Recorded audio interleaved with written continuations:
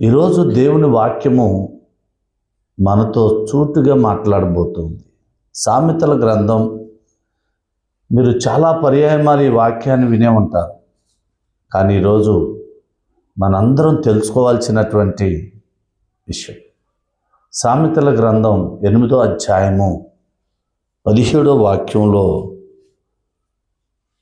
దేవుని మాట ఈరోజు మనతో మాట్లాడబోతున్నాడు. ప్రభు నన్ను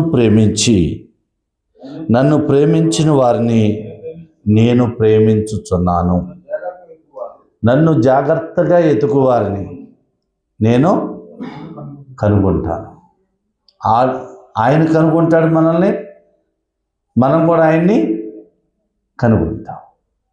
జాగ్రత్తగా ఈ మాటలు ఆయన ఏమంటున్నాడంటే, నన్ను ప్రేమించు వారిని. ప్రేమండి, చికెన్ బిర్యానీ పెడితే ప్రేమ రాదు, మటన్ బిర్యానీ పెడితే ప్రేమ రాదు, ఏమండి, పట్టు చీరలు ఇచ్చినా ప్రేమ రాదు, పట్టు పంచులు ఇచ్చినా ప్రేమ రాదు. ఇంకొక ఆయన ఈరోజు ఒక ఆయన పట్టు చీర ఇచ్చి పట్టు పంచి ఇచ్చి మనల్ని ఆహ్వానించారనుకో, ఇంకొక ఆయన రెండో రోజు షూట్ ఇచ్చి బూట్ ఇచ్చి ఇంకా దానికన్నా విలువ కలిగింది పెట్టారనుకో, ఇప్పుడు ఎవరి మాట వింటాం మనం? అది ప్రేమ? అది ప్రేమ ఇద్దా? ఏది ప్రేమ? ఏది ప్రేమ? ఎవరైతే జాగ్రత్తగా అనుసరించి మాట విని నడుస్తారో, ఆ నడిచినటువంటి వ్యక్తి ఎవరైతే నడవమన్నారో ఆ మాట చొప్పున నడిచినటువంటి వ్యక్తిని ఈ నడవమన్న వ్యక్తి ఎంతగానో ప్రేమిస్తూ ఉంటాడు. ఈ నడిచిన వ్యక్తి కూడా ఆయన్ని ప్రేమించి ఆయన నడుస్తూ ఉంటాడు. వారిద్దరూ కష్టాలు వచ్చినా నష్టాలు వచ్చినా కానీ వారిద్దరూ విడిపోరు. వారిని తరతరాలు ప్రేమిస్తూనే ఉంటారు. దేవుని నామాన్ని మహిమ కలుగాక. హల్లెలూయా. దేవుని బిడ్డలారా, ఆ ప్రేమ తరతరాలు కూడా తరగనిది. అది ఒక వ్యక్తిని ప్రేమించినప్పుడు నేను నా కుమారుడికి ఒక విషయం చెప్పాను. ఏ రోజైతే నేను బలహీనుడినైపోయి దరిద్రమైనటువంటి స్థితిలో పడి ఉన్నప్పుడు ఎవరైతే నన్ను ప్రేమించి ఆదరించి వారు దగ్గరికి తీసుకొని సమస్తము మేముండవు, నువ్వు భయపడకని చెప్పారో, ఆ విషయం నా కుమారుడికి ఇప్పటికీ నేను చెప్పాను. ఆ చెప్పిన మాట నా కుమారుడు ఇంకా మర్చిపోలేదండి. ఆ మాటను నా కుమారుడు గుర్తుపెట్టుకున్నాడు. అది ఒకానొక దినంలో నా కుమారుడు అంటున్నాడు, నాన్నా వాళ్ళు ఏదో చిన్న ఫంక్షన్ పెట్టుకున్నారు, ఆ ఫంక్షన్కి నువ్వన్నా ముందు వెళ్ళాలి, నేనన్నా ముందు. ఏముందరో మనకు చాలా పనులు ఉన్నాయి కదరా అని అంటే, లేదు మన కొరకు వాళ్ళు ఎన్నో చేశారని చెప్పావు నాకు, నేను వెళ్ళాల్సిందే, నేను వెళ్తాను, వెళ్ళి అక్కడ పని చేయాలన్నాడు. దేవుని బిడ్డలారా, ప్రేమ అనేది ఎలా వస్తుంది అని అంటే, ఆస్తులు అంతస్తులు ఇస్తే ప్రేమ రాదండి. బిడ్డలకు ఆస్తులు అంతస్తులు ఇస్తే ప్రేమ రాదు. మనం జాగ్రత్తగా వారిని నడిపించే మార్గము యథార్థమైనదైతే ఆ ప్రేమ తరతరాలు నిలిచి అంటండి. హల్లెలూయా. దాన్ని కనుగొంటారంట. వారి బిడ్డలకు కూడా ఆ ప్రేమను పంచిపెట్టేవారిగా ఉంటారంట. చాలామంది ఈ దినాల్లో బిడ్డలకి చెప్పే విషయాలు ఏం చెప్తారంటే, ఎదటి వారిని ప్రేమించే మాటలు చెప్పరు. ఎదటి వారి మీద ఆ బిడ్డలకి కోపం, ద్వేషం, అహంకారం అనేటువంటి భావనలతో నడుపుతూ ఉంటారు బిడ్డల్ని. వారికి మనకు పడదు అంటారు. చిన్నపిల్లల దగ్గరికి వచ్చి వాళ్ళ ఇంటికి నువ్వు వెళ్ళొద్దు, వాళ్ళకి మనకు పడదు, వాళ్ళకి మనకి పడదు, వాళ్ళ ఇంటికి వెళ్ళబాకండి, వాళ్ళు మంచోళ్ళు కాదు, వీళ్ళ ఇంటికి వెళ్ళబాకండి, వీళ్ళు మంచోళ్ళు కాదు, వాళ్ళ ఇంటికి వెళ్తే వాళ్ళ నోరు సరిది కాదు. మన విషయంలో ఎన్నో వాళ్ళు అవమానపరిచారు, నిందలు మోపారు. చేయని తప్పులు కూడా చేశారని చెప్పారయ్యా అని ఆ పిల్లలకు చెప్తా ఉంటే వారిలో ప్రేమ ఉంటుంది ఏంటండి? చెప్పండి, ఎవరినైనా ప్రేమించగలరా వాళ్ళు పెద్ద అయిన తర్వాత? ఒక తల్లి చెబుతుంటే నేను విన్నాను. ఏమన్నానో తెలుసా? నీ తండ్రి ఇలాంటోడయ్యా, నీ తండ్రి ఇదివరకు మీ చిన్నతనంలో ఇలా చేశాడు, ఇలా ప్రవర్తించాడు, ఇలా ఉండేవాడు, ఇలా త్రాగి రోడ్ల మీద పడిపోతూ ఉండేవాడు, గొడవలు తీసుకొస్తూ ఉండేవాడు. కంటికి రెప్పలాగా నేను కాపాడాను, నీ తండ్రి ఏమీ చేయలేదని చెప్తే ఆ తండ్రిని ప్రేమిస్తాడేంటండి ఆ కొడుకు? ఆ ఇంట్లో ప్రేమ ఉంటుందా? నా దేవుని బిడ్డలారా, ప్రభు యందు మారుమనసు రక్షణ పొందినటువంటి దైవ జనాంగమా, ఈరోజు దేవుని వాక్యం సెలవిస్తా ఉన్నది, నన్ను ప్రేమించి, జాగ్రత్తగా వినండి, నన్ను ప్రేమించు వారిని నేను ప్రేమించుచున్నాను, నన్ను జాగ్రత్తగా వెతుకు వారిని ఎవరు కనుక్కుంటారంట? మనమే ఆయన కనుక్కుంటాం. ఆయన అంటాడు ఇదే అధ్యాయము 21వ వాక్యంలో అంటాడు, నన్ను ప్రేమించు వారిని.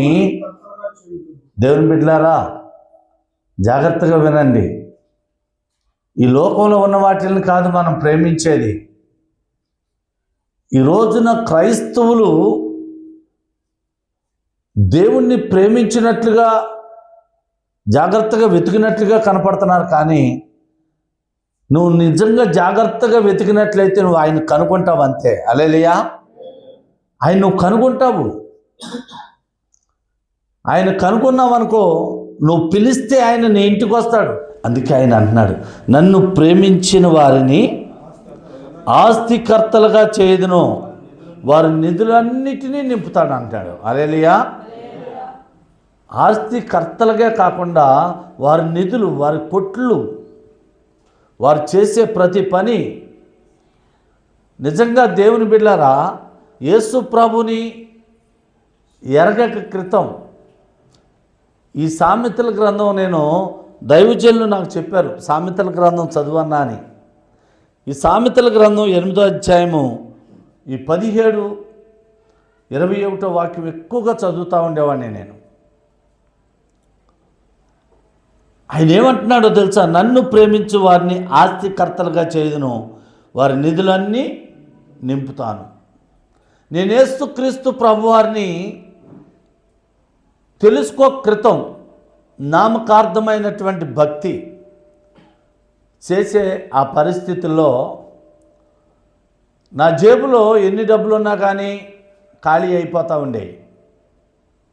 నా జేబులో డబ్బులు ఉండేవి కాదు, నామకార్థంగా ఉండేవాడిని. ఇవాళ చాలామంది క్రైస్తవులు కూడా, అందరినీ నేను అంటలేదు కానీ, ప్రార్థనకి వెళ్తారు, సిగరెట్ కాలుతారు, ప్రార్థనకి వెళ్తారు, గుట్కాయ వేస్తారు, ప్రార్థనకి వెళ్తారు, మందు తాగుతారు. అందరూ కాదు, కొంతమంది. వాళ్ళ జేబులు నింపబడి ఖాళీ అయిపోతాయా, లేకపోతే ఆ నింపబడిన జేబులు బిడ్డలు రుచి చూడగలిగిన వారిగా ఉంటారా అంటే ఉండరు వారు.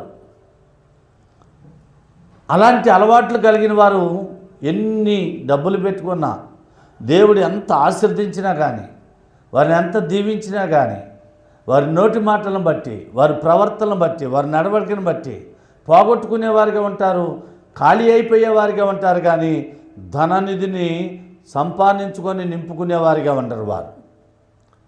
నేను కూడా అదే పరిస్థితిలో ఉండేవాడిని దేవుని బిడ్డలారా.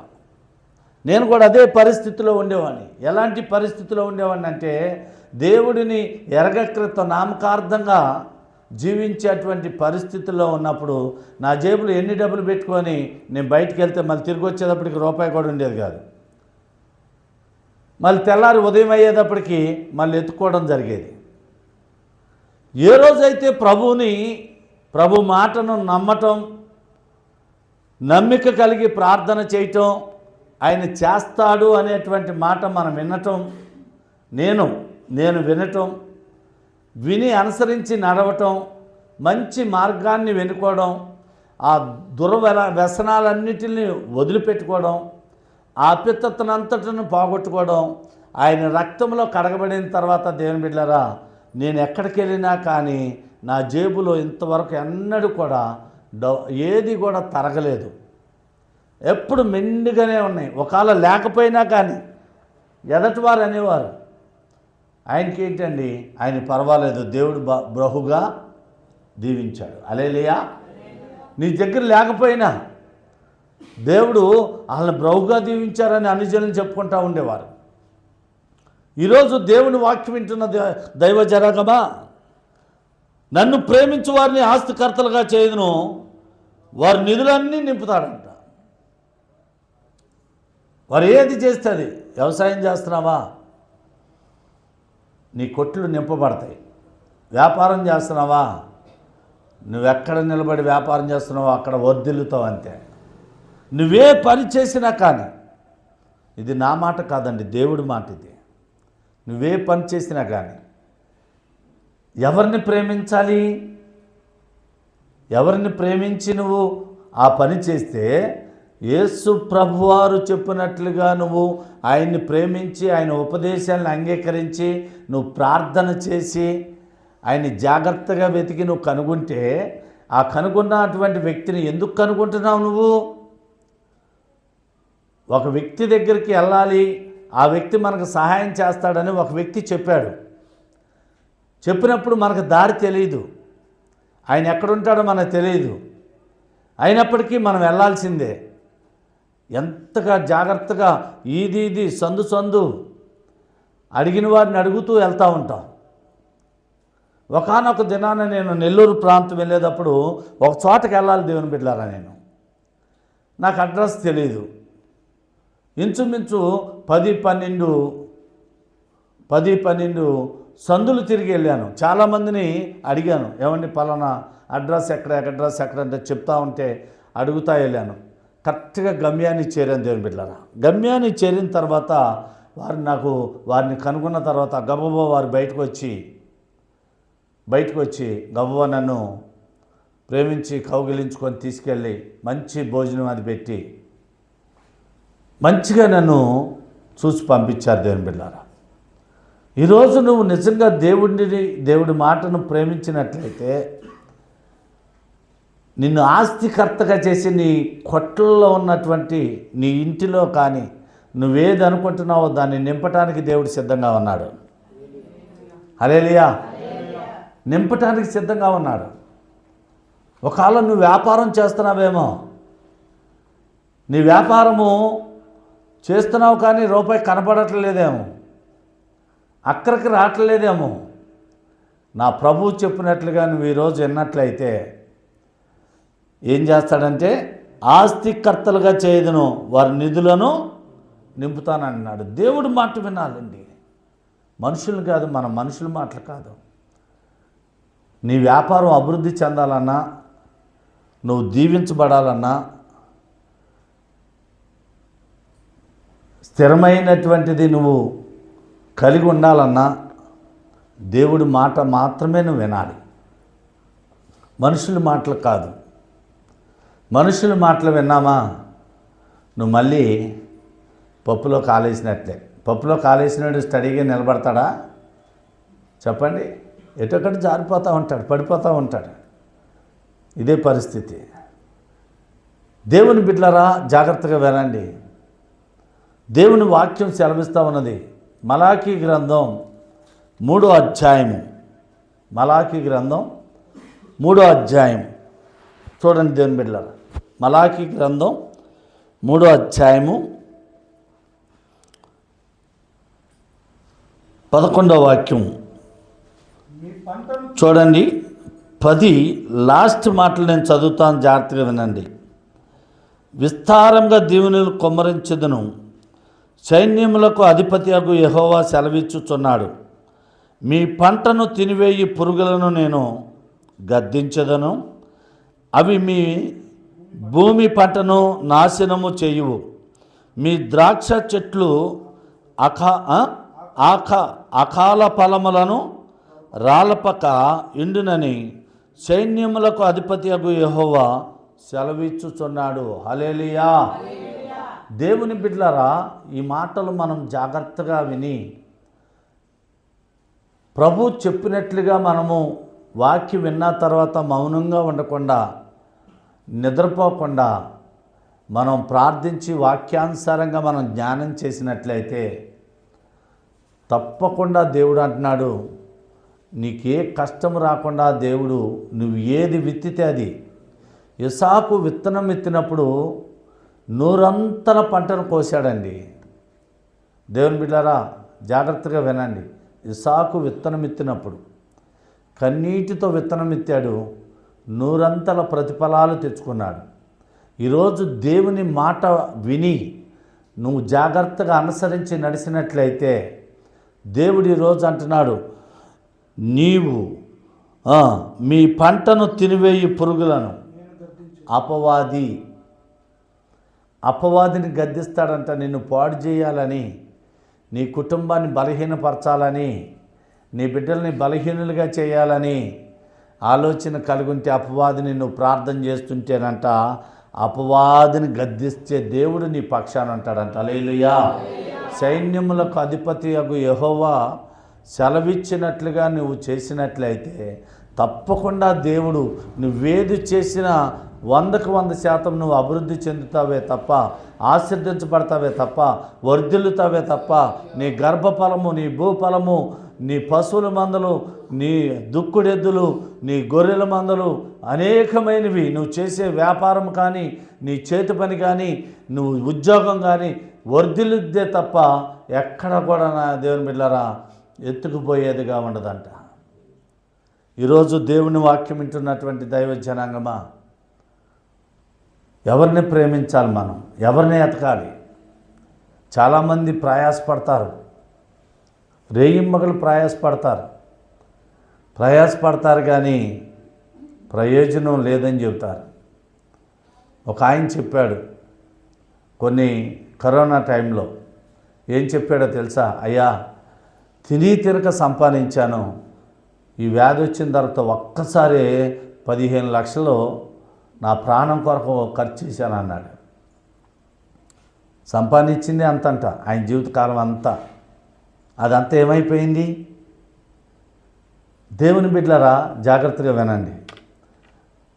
నాకు ఆ టైంలో కరోనా వచ్చింది. నేను ఇంట్లోనే ఉండేవాడిని, బయటకు వచ్చేవాడిని కాదు.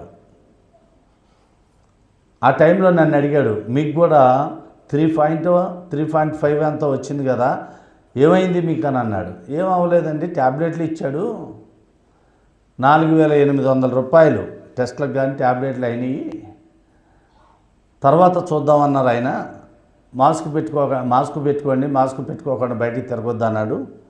అదే జరిగింది. నేను ఇంట్లోనే ఉండి ప్రార్థన చేసుకుంటా ఉన్నాను, దేవుడు నాకు స్వస్థ ఇచ్చాడని చెప్పాను. మరి నా డబ్బేంటి పోయింది అని అన్నాడు. ఎవరిని ప్రేమించావు నువ్వు? ఎవరిని ప్రేమిస్తున్నావు? చెప్పా. దేవుడు గొప్పోడండి, సృష్టికర్త ఆయన. చనిపోయే నన్ను బ్రతికించాడు. చనిపోదామని విజయవాడ వచ్చాను నేను, నన్ను బ్రతికించిన దేవుడు ఆయన. ఆయన నన్ను ఎన్నడూ ఎడబాయన అన్నాడు. ఆయన పని చేయమన్నాడు. ఇంకా సమృద్ధమైన కృపతో నిన్ను నింపుతానన్నాడు. అందుకనే దేవుడు ఆయన ఇచ్చింది ఆయన ఎన్నడూ కూడా తీసివేసుకునే దేవుడు కాదు. మనుషులు ఇస్తే తీసుకుంటారు, అప్పిస్తే మళ్ళీ అడుగుతారు. కానీ ఏది ఇచ్చినా అడగని వారు ఎవరు అంటే ఈ లోకంలో, ఈ ప్రపంచంలో ఒక యేసుక్రీస్తు ప్రభువారే. హల్లెలూయా. నీకేది ఇచ్చినా ఆయన అడగడు. ఆయన ఇంకా ఇవ్వటానికే ఉంటాడు. నువ్వు అభివృద్ధి చెందుతూ ఉంటే ఇవ్వటానికి ఉంటాడు. నువ్వు ఆరోగ్యంగా ఉంటే ఇంకా దీవించాలని ఆశ కలిగి ఉంటాడు. దేవుని మాట విని నువ్వు అనుసరించి నడుస్తూ ఉంటే ఇంకా నిన్ను గొప్పగా మహిమ ఆ సింహాసనం మీద కూర్చోబెట్టాలని ఆశ కలిగి ఉంటాడు. నిన్ను ఇంకా లేవనెత్తాలని ఆశ కలిగి ఉంటాడు. దేవుని బిడ్డలారా, ప్రభు మాటకు మనం లోబడినట్లయితే దేవుడు తప్పకుండా నువ్వు అనుకున్నవన్నిటిని ఆయన సఫలపరచడానికి సిద్ధంగా ఉన్నాడు. దేవుని మాటకు లోబడాలి. నేను చెప్పా, దేవుడి మాటను వింటే తప్పకుండా నువ్వు సంపాదించే సంపాదన ప్రతి రూపాయి కూడా నీ కష్టార్జితం నీ బిడ్డలు రుచి చూడగలుగుతారయ్యా అని చెప్పాను. హల్లెలూయా. నీ కష్టార్జితం నీ బిడ్డలు రుచి చూడగలుగుతారని చెప్పాను. దేవుడు లేకుండా మనం ఎంత చేసినా ఏది చేసినా ప్రయోజనం ఉండదు దేవుని బిడ్డలా. అందుకే భక్తుడు అంటాడు, సొలొమోను రాజు అంటాడు, ఎవరిని ప్రేమించాలంట? ఎవరైతే జాగ్రత్తగా ఆయన్ని ప్రేమించి ఆయన్ని అడుగుతూ ఆయన్ని వెతుకుతూ ఆయన ఇస్తున్నదంతా జాగ్రత్త పెట్టుకొని నడుచుకున్నటువంటి వారు ఆస్తికర్తలుగాను, వారి ధననిధిని నింపేవారుగాను, వారు చేస్తున్న పనిని వేరేట్లుగా అభివృద్ధి చేసేవాడుగాను నీవు నేను నమ్ముకున్న ప్రభు ఇంకా బహుగా నిన్ను దీవించడానికి సిద్ధంగా ఉన్నాడని మర్చిపోవద్దన్నాడు. హల్లెలూయా, హల్లెలూయా. ఆయన ఏమంటున్నాడో తెలుసా? ఏమంటున్నాడండి? మలాకీ గ్రంథం 3వ అధ్యాయము 11వ వాక్యంలో ఏమంటున్నాడు? మీ పంటను తినివేయి పురుగులను నేను చూడండి. ఏదైతే పాడు చేయాలని అపవాది ఆలోచన కలిగి ఉన్నాడో ఏం చేస్తాడంట? జాగ్రత్త, నా కుమారుడు నా కుమార్తె వారి జోలికి వెళ్ళావంటే జాగ్రత్త, అగ్ని మంటల్లో వేయబడతావని చెప్తాడు. వెళ్తారా? దేవుని బిడ్డలారా జాగ్రత్తగా వినండి. దేవుడి మాటకి మనం లోబడినట్లయితే దేవుడు అంటున్నాడు, ద్రాక్ష చెట్లు అకాలములో ఉన్న ద్రాక్ష చెట్లు ఆ కాలములోను రాలపుగా ఉండినని సైన్యములకు అధిపత్యకు యెహోవా సెలవిచ్చుచున్నాడు. ఎవ్వరూ తీసివేయలేరంట, దాన్ని ఎవరు దొంగిలించలేరంట, దాన్ని ఎవరు ముట్టుకోవడానికి కూడా అధికారం ఇవ్వడంట దేవుడు. హల్లెలూయా. ఆయన నీకు ఇచ్చాడంటే ఎవరికి అధికారం లేదు. ఒకవేళ నిన్ను ఎవరన్నా పాడు చేయాలని ఆలోచన కలిగి ఉన్నా, నిన్ను బలహీనపరచాలని ఆలోచన కలిగి ఉన్నా, కానీ దేవుడు నీ పక్షాన ఉంటాడు, వారిని భయపెడుతూ ఉంటాడు. దేవుని బిడ్డలారా జాగ్రత్తగా వినండి. దేవుని మాటకి మనం ఈరోజు లోబడినట్లయితే, ఆయన చెప్పినట్లుగా మనం చేసినట్లయితే నిన్ను ఎలా చూడాలనుకుంటున్నాడు? ఈరోజు మనల్ని ఎలా చూడాలనుకుంటున్నాడంటే ఆస్తికర్తలుగా చూసి ఏదైతే నువ్వు కోరుకుంటున్నావో దాన్ని అంతా కూడా నింపాలని, నీ ఇల్లంతా కూడా నింపాలి, నీ బిడ్డలు తరతరాలు వర్ధిల్లాలి, దీవించబడాలని ఆశ కలిగి పిలిచిన దేవుడు. మరి నీకు ఆశ ఉందా? ప్రార్థన చేసే ఆశ నీకుందా? అడిగి తీసుకునే ఆశ నీకుందా? చెప్పండి. ఆ ఆశ ఉంటే తప్పకుండా దేవుడు ఆదియందు వాక్యముండును, వాక్యం దేవుడు చెప్తున్నాడు, మనుషులు చెప్పినవి కాదు ఇవి. దేవుని బిడ్డలారా దేవుడు చెప్తున్న మాట ఇది. నిన్ను ఆస్తికర్తలుగా చేస్తానంటున్నాడు. ఎవరిని వెతికితే? దేవుణ్ణి వెతికినటువంటి వారిని ఆస్తికర్తలుగా చేస్తాను. నీ పంటను కానీ నీ వ్యాపారాన్ని కానీ నిన్ను పాడు చేయాలనుకున్న ఏది కూడా నిలబడకుండా తమరవేయబడిద్దంట. హల్లెలూయా. దేవుని బిడ్డలారా ప్రార్థన చేయాలి, ప్రభు మాటకు లోబడాలి. ఆయన్ని ప్రేమిస్తే తప్పకుండా నిన్ను ఆస్తికర్తగా చేయటానికి ఆయన చూడాలని ఆశ కలిగి, నీ తల్లి మర్చిపోవచ్చు, నీ తండ్రి మర్చిపోవచ్చు, నీ బంధువులు నీ అన్నదమ్ములు నిన్ను మర్చిపోవచ్చేమో, కానీ ఆయన నీకు వాగ్దానం చేసి మాట ఇచ్చాడంటే తరతరాలు నిన్ను దీవిస్తూనే ఉంటాడు ఆయన. హల్లెలూయా. ప్రార్థన చేసుకుందాం దేవుని బిడ్డలారా, ప్రార్థన చేసుకుందాం.